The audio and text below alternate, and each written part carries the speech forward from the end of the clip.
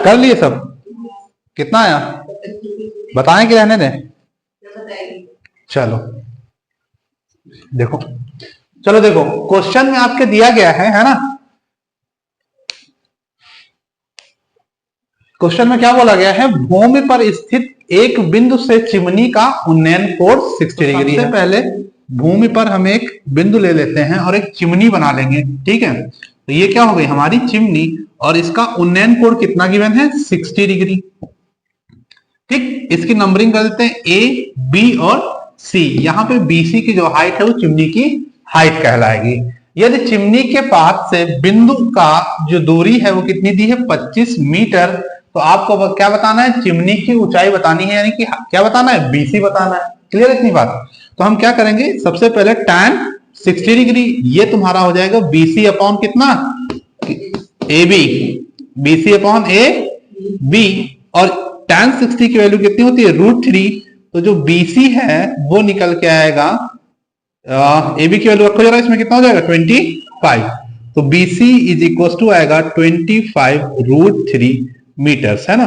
अगर आप चाहो तो √3 की वैल्यू रख के इसको आगे सॉल्व कर लो, नहीं तो फिर यहीं तक क्या है? सही है। क्लियर है बात? चलो अगला क्वेश्चन है। अगले क्वेश्चन में आपको बोला गया है भूमि से 60 मीटर की ऊंचाई पर एक पतंग उड़ रही है।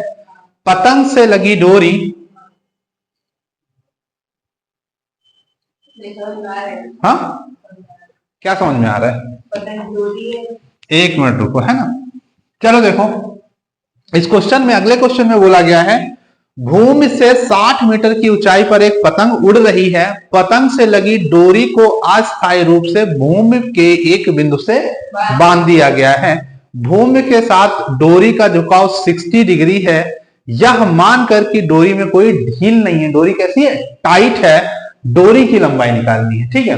तो इसमें अगेन हम मान लेते हैं कि ये क्या है हमारा? ग्राउंड। यहां पे एक बिंदु है जहां से पतंग बंधी है, और पतंग यहां कहीं पे क्या हो रही होगी? उड़ रही होगी। डोरी एकदम टाइट बंधी है, इसका जो एंगल है वो कितना है? 60 डिग्री है। भूमि से 60 मीटर की ऊंचाई पर पतंग उड़ रही है। तो भूमि कहाँ है? यहाँ पे, और यहां से पतंग कितनी दूरी उड़ रही है? 60 मीटर की, है ना। आपको क्या निकालनी है? डोरी की लंबाई। तो हम नंबरिंग कर देते हैं ए, बी और सी। हमको बीसी पता है और एसी निकालना है। बेसिकली परपेंडिकुलर पता है और हाइपोटेनस निकालना है। क्या लगेगा बच्चों? Sine theta. हमें पता है साइन थीटा क्या होता है? परपेंडिकुलर अपॉन हाइपोटेनस, है ना। तो यहां से हो जाएगा साइन 60 डिग्री, और साइन 60 डिग्री हो जाएगा तुम्हारा बीसी अपॉन हाइपोटेनस कितना है? एसी।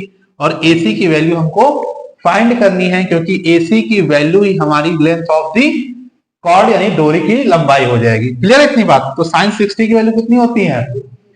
साइन 60 की वैल्यू कितनी होती है? कितनी होती है?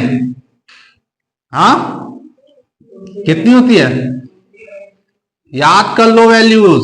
और बीसी की वैल्यू तुम्हारी कितनी है? 60। और ये आएगा एसी। तो एसी कितना आ जाएगा? यहां से एसी को इधर ले जाओ और इसको पूरे टर्म को उधर ले जाओ, तो ये हो जाएगा 2 अपॉन कितना? √3। और √3 को डिनोमिनेटर में रखते नहीं, तो हम क्या करेंगे? ऊपर नीचे √3 से मल्टीप्लाई कर देंगे। तो नीचे मल्टीप्लाई होके 3 हो जाएगा, और 3 को अगर हम 60 को 3 से डिवाइड करेंगे तो आएगा 20, और 22 से कितना हो जाएगा? 40। तो हो जाएगा 40√3 मीटर। यही हमारी क्या आ जाएगी? डोरी की लंबाई। क्लियर है?